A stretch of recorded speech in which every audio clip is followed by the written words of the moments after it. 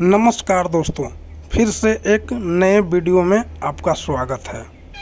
Video start करने से पहले मैं आपको बता दूं कि हमारे चैनल को अगर आप लोग नहीं सब्सक्राइब किए हैं तो कर लीजिए, क्योंकि आप लोग बाद में भूल जाते हो।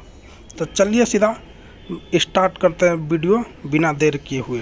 बात करते हैं ट्रेंडिंग स्टार गुंजन सिंह का, कि उसका गाना आ रहा है आप सबके बीच में, आ चुका है।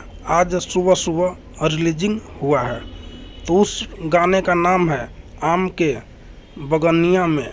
तो दोस्तों, आप लोग अगर नहीं देखे हैं तो जाइए और देखिए और अपना प्यार और दुलार बरसाइए कि गाना नंबर 1 ट्रेंडिंग लिस्ट में पहुंच जाए।